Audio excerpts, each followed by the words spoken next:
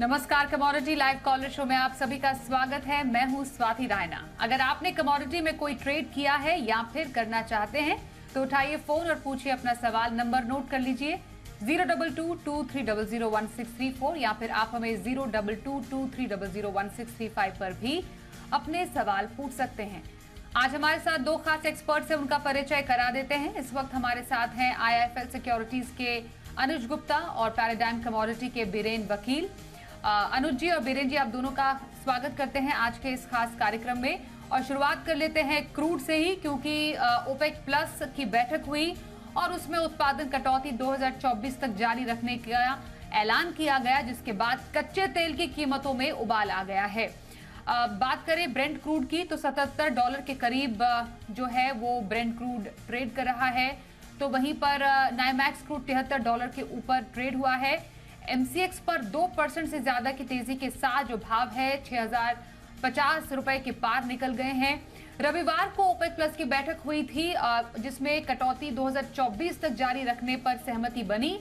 वहीं सऊदी ने जुलाई में रोजाना 10 लाख बैरल घटाने का स्वैच्छिक फैसला कर लिया है। अब जिसके कारण शुक्रवार से अब तक क्रूड की कीमतों में 4% का उछाल आ गया है। तो कच्चे तेल की ये चाल जो है वो हमें देखने को मिली है। सबसे पहले इस पर एक रिएक्शन लेते हैं अनुज जी से। अनुज जी, अब तो फिलहाल उत्पादन कटौती का ऐलान कर दिया गया है 2024 तक, और उसका एक रिएक्शन ब्रेंट में भी देखने को मिला है और एक उछाल कच्चे तेल की कीमतों में देखने को मिला है। अब ये मूवमेंट आप कैसा आगे देख रहे हैं? Swati ji, good evening. देखिए, जैसा एक्सपेक्टेड था कि ओपेक मेंबर जो है प्रोडक्शन कट कर सकते, तो उसमें सऊदी अरब इस बार आगे आया। उसने करीबन 1 मिलियन बैरल के आसपास का प्रोडक्शन कट का ऐलान किया है।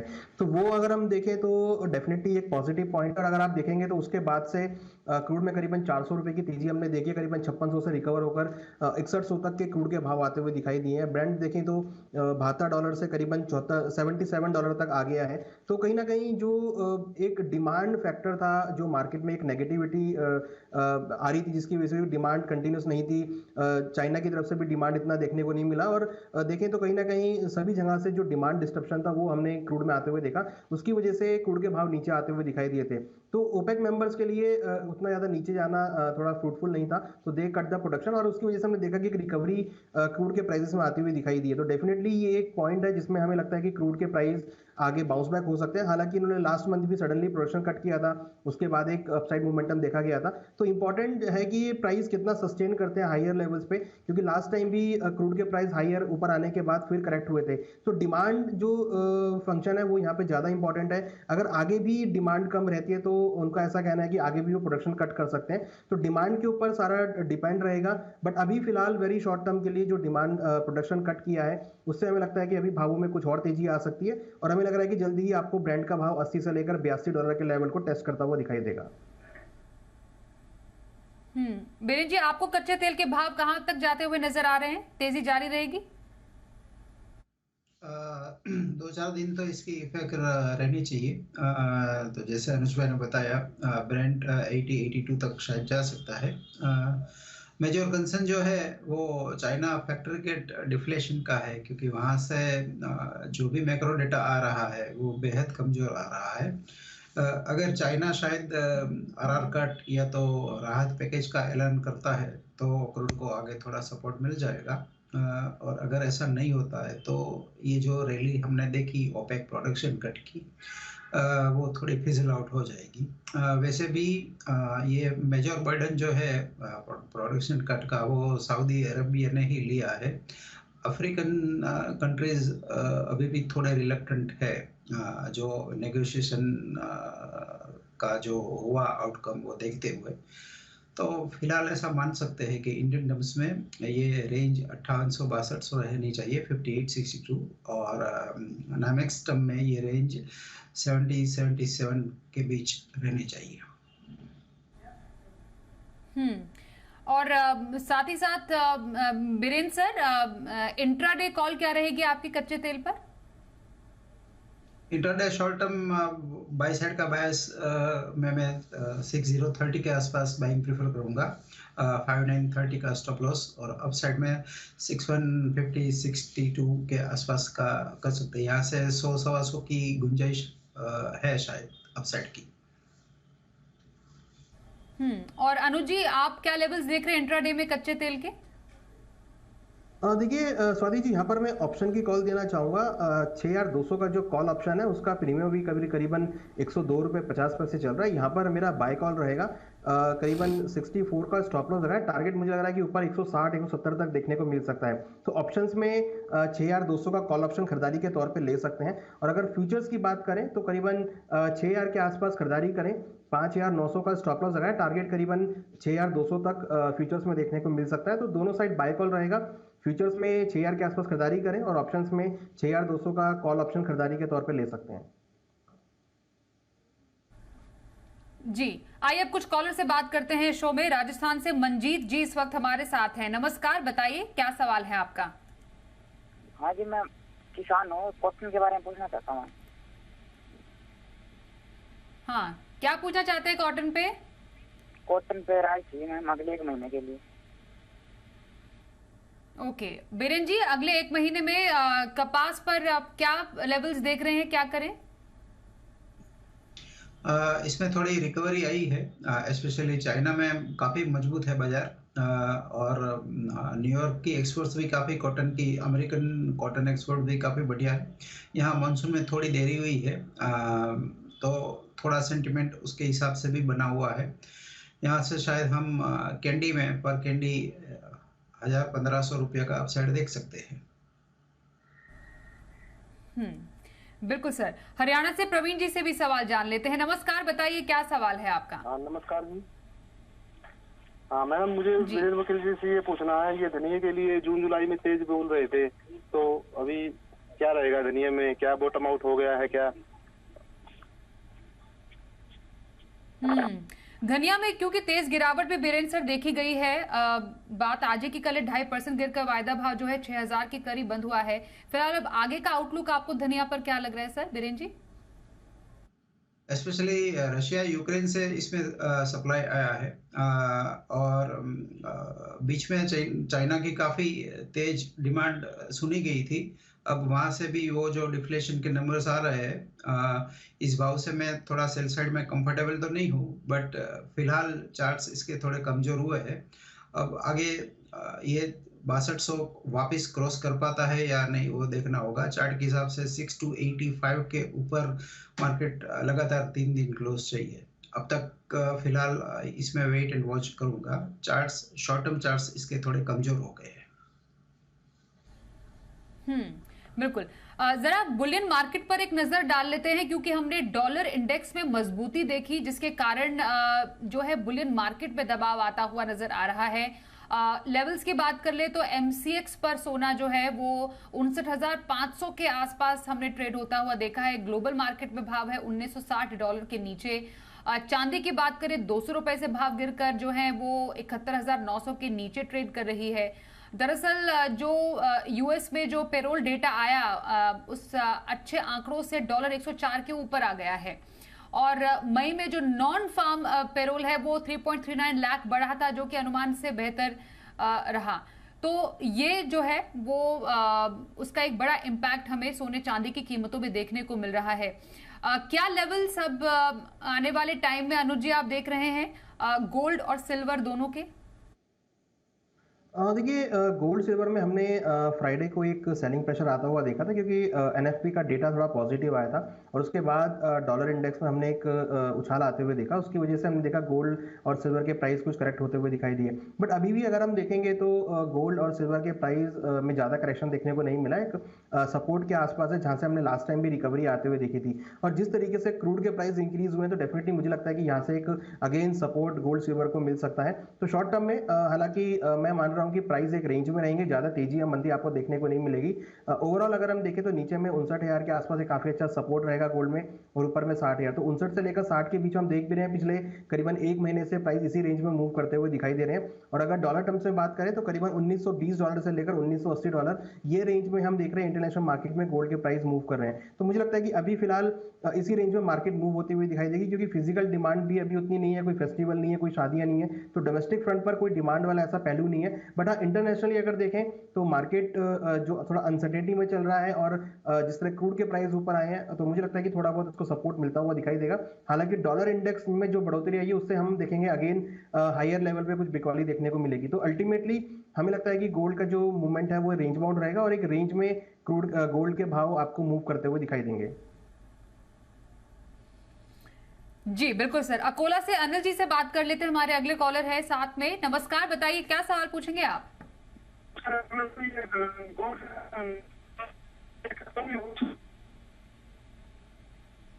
सर आपकी आवाज बिल्कुल क्लियर नहीं आ रही, एक बार फिर से पूछेंगे?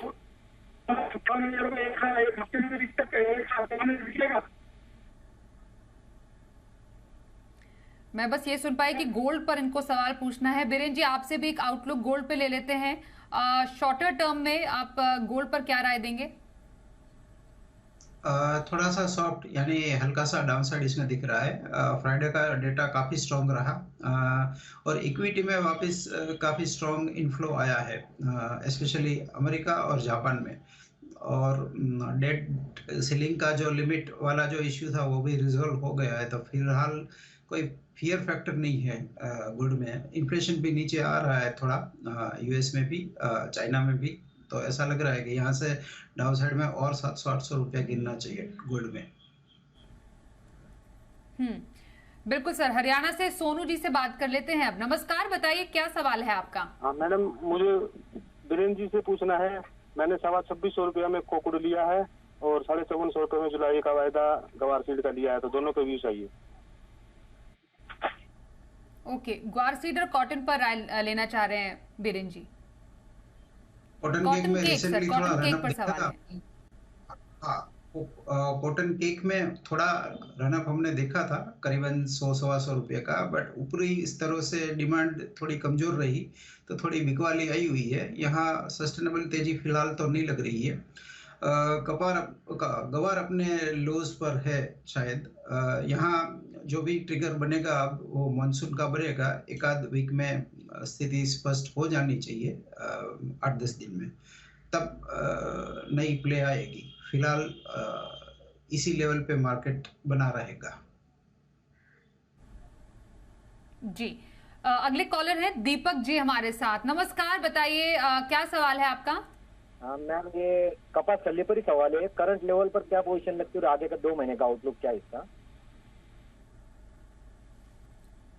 ओके, कॉटन केक पर इनका भी सवाल है। अनुज जी, आपसे जानना चाहेंगे क्या आउटलुक आप देख पा रहे हैं? देखिए, कॉटन सीड ऑयल केक में अभी हमने देखा था कि 2600 के ऊपर के लेवल्स गए थे, बट सस्टेन नहीं हुआ, और आज हमने एक गिरावट आते हुए देखी है। तो यहाँ पर भी अगर हम देखें तो एक रेंज बनी है, ऊपर में करीबन 2700 और नीचे में करीबन 2400 के आसपास। तो ये रेंज मुझे लगता है कि इंटैक्ट रहेगी। हालांकि आगे का जो मोमेंट है वो मानसून पर डिपेंड करेगा, बट जिस तरीके से मानसून डिले होता हुआ दिख रहा है, मुझे लगता है कि यहाँ पर एक शॉर्ट कवरिंग आ सकती है। तो यहाँ पर मैं बायो एंड डिप्स की स्ट्रेटेजी देना चाहूँगा। करीबन 2520-2500 के आसपास के स्तर मिले तो वहाँ खरीदारी का ट्रेड ले सकते हैं। 2440 पे स्टॉप लॉस जगह, टारगेट ऊपर में 2650 तक आ सकता है, और अगर प्राइस 2650-2700 के आसपास मिले तो वहां अगेन बिकवाली का ट्रेड भी ले सकते हैं। तो ओवरऑल अगर हम देखेंगे तो मोमेंटम थोड़ा साइडवेज है, बट एक रेंज में ट्रेड करते हुए दिख रहे हैं। लोअर लेवल्स पे खरीदारी की सलाह रहेगी। जी हरियाणा से संदीप जी से भी जान लेते हैं उनका सवाल। नमस्कार, बताइए क्या सवाल पूछेंगे आप? नमस्कार मैडम जी, संदीप बोल रहा हूँ, दौलतपुर। पूछिए सर सवाल। मैडम, मैंने 2 लोट गोल्ड के बाय कर रखे हैं 59,420 पे। अनुज जी से सवाल है, मेरा टारगेट क्या रहेगा इसका? 2 लॉट गोल्ड के इनके पास क्या टारगेट देख पा रहे हैं अनुज जी आप? देखिए, मुझे लग रहा है कि ऊपर में 59,550 से लेकर 59,600 तक का लेवल आपको देखने को मिल सकता है, तो वहां पर एग्जिट कर सकते हैं। ज़्यादा मूवमेंट में एक्सपेक्ट नहीं कर रहा हूँ। मुझे लगता है कि मार्केट आपकी नीचे में 59,300, ऊपर में 59,600, 300 रुपये का मोमेंटम है जो देखने को मिल सकता है। तो ऊपर में 59,550, 59,600 तक आए तो वहाँ प्रॉफिट बुक कर सकते हैं। बिल्कुल। चलिए एक जो नजर है वो मेटल स्पेस पर भी डाल लेते हैं। ओके, एक पहले कॉलर ले लेते हैं, उनसे बात करते हैं, फिर जरा मेटल स्पेस पर जाएंगे। जिगर गुजरात से है। नमस्कार जिगर जी, बताइए क्या सवाल है। इस सवाल से इंट्राडे में गोल्ड में क्या करें? ओके, इंट्राडे में गोल्ड में क्या राय रहेगी बीरेन जी? अनूप जी से। ओके ठीक है, अनुज जी आपसे जानना चाहेंगे, आपके लिए सवाल था ये। देखिए गोल्ड में यहाँ पे देखिए डबल स्ट्रेटेजी बना सकते हैं। अगर ये नीचे 59,300 के आसपास जाए तो खरीदारी का ट्रेड लें, 59,050 पे स्टॉप लॉस लगाए, टारगेट ऊपर 59,600 तक मिल सकता है। और अगर 59,600 के आसपास जाए तो वहाँ पर आप बिकवाली का ट्रेड ले सकते हैं, वहाँ पर आप 59,850 का स्टॉप लॉस लगा सकते हैं, नीचे आपको 59,400 तक के लेवल देखने को मिल सकते हैं। तो अभी रेंज में मार्केट है तो आप दोनों साइड का ट्रेड यहाँ पर प्ले कर सकते हैं। गुजरात से ही सुल्तान जी से भी बात करते हैं, अगले कॉलर हमारे साथ हैं। नमस्कार, बताइए क्या सवाल है आपका? हाँ जी, मेरा सवाल बीरेन जी से है। ये कपास खली का नया कॉन्ट्रैक्ट खुला है न्यू सीजन का दिसंबर 2023, उसमें कहाँ बाइंग करना चाहिए, कहाँ सेफ लेवल वैल्यू बाइंग लग रही है, जरा बीरेन जी से पूछ के बताइए। जी बीरेन जी।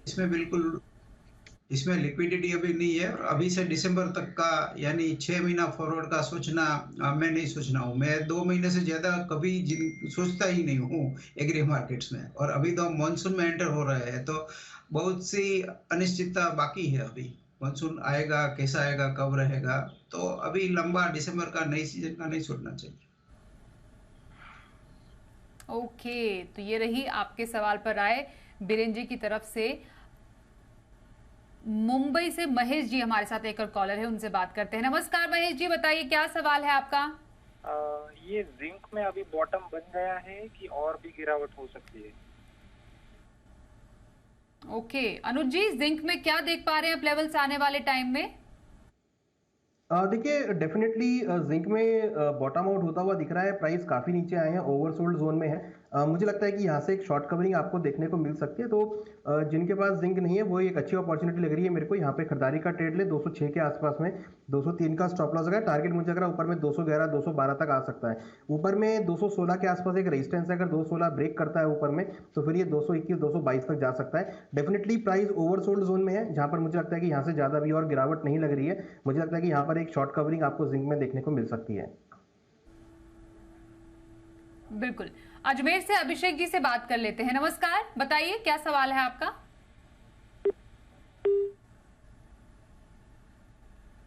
कॉल अभिषेक जी का कनेक्ट नहीं हो पाया क्योंकि मेटल स्पेस की बात कर रहे थे। हमने देखा है चीन में अच्छे सर्विसेज सेक्टर के आंकड़ों के बावजूद ग्लोबल बाजार में जो है वो दाम गिरे मेटल्स में, अगर ओवरऑल बात करें, क्योंकि कॉपर को छोड़, कॉपर में तो अच्छी हरियाली हमें देखने को मिल रही है, पर बाकी सभी जो मेटल्स है वो लाल निशान में ही हमें देखने को मिले हैं। बीरेन सर, मेटल स्पेस में कोई पिक आपकी तरफ से? यहाँ थोड़ी रिकवरी बाउंस शायद आ सकती है, तो कॉपर में थोड़ा आएगा शायद में भी हल्का सा रिबाउंड जिंक में भी देखने मिले, क्योंकि ये बेहद ओवरसोल्ड है। यहाँ कॉपर स्पेस में मैं अगर आगे 720 के आसपास प्राइस मिलेगा तो मैं हल्का सा शॉर्ट साइड पोजीशन करूंगा, क्योंकि अभी भी इसके जो फंडामेंटल्स है, स्पेशली चाइनीज डिमांड, वो काफ़ी कमज़ोर है। तो ये जो रैली है वो रिलीफ रैली जिसको कहेंगे या टेक्निकल करेक्शन कहेंगे, वो दिख रहा है, सस्टेनेबल नहीं दिख रही है। बिल्कुल सर, अजय जी से बात करते हैं, उनसे सवाल लेते हैं। नमस्कार, बताइए क्या सवाल है आपका? मैम, आने वाले 2 महीने में सोयाबीन के रेट क्या रहेंगे? आगे आने वाले 2 महीने में अनुज जी सोयाबीन के क्या रेट देख पा रहे हैं आप? देखिए सोयाबीन की अगर प्राइस की बात करें तो ऑलरेडी काफ़ी लोअर लेवल्स पर है। मुझे लगता है कि सोयाबीन में आपको आने वाले टाइम में बाउंस बैक देखने को मिल सकता है। एक्सपेक्ट कर रहा हूँ कि 5200-5300 तक के लेवल आपको सोयाबीन में आ सकते हैं। हालांकि काफ़ी स्लो मोमेंटम है, कोई ज़्यादा तेजी मंदी यहाँ देखने को नहीं मिला, ऑलरेडी प्राइस काफ़ी लोअर लेवल्स पे है, तो यहाँ से ज़्यादा डाउन साइड में एक्सपेक्ट नहीं कर रहा हूँ। और स्लो एंड स्टडी भावों में आपको धीरे धीरे ऊपर की तरफ के लेवल्स आते हुए दिखाई देंगे। राजस्थान से मुकेश जी से भी सवाल लेते हैं। नमस्कार मुकेश जी, बताइए क्या सवाल है आपका? मेरा मैम सवाल सोया ऑयल पे था, उस पे वीरेन जी क्या जानना चाह रहे हैं? सोया तेल का आउटलुक। सोया तेल का आउटलुक बीरेन जी क्या देख पा रहे हैं आने वाले टाइम में आप? इसमें थोड़ा रिकवरी बाउंस आया है, क्योंकि बेहद गिर गया था। ऑलमोस्ट 60% की बेयर मार्केट थी इसमें टॉप के भाव से। यहाँ से और 20-25 रुपया बढ़ना चाहिए। थोड़ी ये मानसून की चिंताएं जो है, अल नीनो की बातें हो रही है एशिया में, तो मलेशियन पाम ऑयल में लास्ट वीक में काफ़ी अच्छा रिबाउंड आया था और शिकागो सोया ऑयल में भी आया है। तो दोनों की इफेक्ट देखते हुए ऐसा लग रहा है कि यहाँ से 20-25 रुपया में भी 30-40 रुपये का रिकवरी आ सकता है। जी अगला सवाल रामपुर से फरहान जी हमें पूछने वाले हैं। आप नमस्कार, बताइए क्या सवाल है आपका? मेरा वीरेन वकील सर तो सवाल है मैन पावल पे का। मैन पावल यहाँ से कितना गिरेगा, क्या तेजी मंदाज के अंदर कुछ बॉटम बना के नहीं कहना, क्या करें मैडम? मेंथो ऑयल पे क्या फंडामेंटल्स देख पा रहे हैं बीरेन सर आप? वैसे कमजोर है, बट फिर भी मैं इस लेवल पे बाइंग का चांस लेना प्रेफर करूंगा। करंट लेवल 935 अराउंड, जिसमें स्टॉप लॉस 917 का रहेगा, ऑब्जेक्टिव 955-960 का रहेगा। 8 से 10 दिन की समय अवधि रहेगी। राजेश जी से भी बात कर लेते हैं, उनका सवाल मुंबई से हमारे साथ है। नमस्कार राजेश जी, बताइए क्या सवाल है आपका? नमस्ते नमस्ते। मेरा सवाल है कि आज चांदी में क्या रहेगा? चांदी में कब तक आउटलुक चाहिए आपको? हाँ जी, कब तक का आउटलुक पूछ रहे हैं, इंट्रा की लंबे टाइम का? नहीं, आज का इंट्राडे का। अच्छा, इंट्राडे। अनुज जी क्या देख पा रहे हैं? देखिए चांदी के अंदर मुझे लगता है कि मार्केट एक रेंज में रहेगा, बट अगर नीचे प्राइस 71,000 के आसपास मिलते हैं तो खरीदारी का ट्रेड लेना चाहिए। 70,450 का स्टॉप लॉस लगाएं, टारगेट ऊपर में 72,000 तक मिल सकता है। हमें लगता है इंटरनेशनल मार्केट में $23.5 से लेकर 23.80 तक के लेवल देखने को मिल सकते हैं। हालांकि $24 एक रेजिस्टेंस है, अगर वो ब्रेक होता है तो फिर आगे और तेजी देखने को मिलेगी। अदरवाइज बाय ऑन डिप्स की स्ट्रेटेजी रहेगी। 71,000 के आसपास खरीदारी कर सकते हैं सिल्वर के अंदर।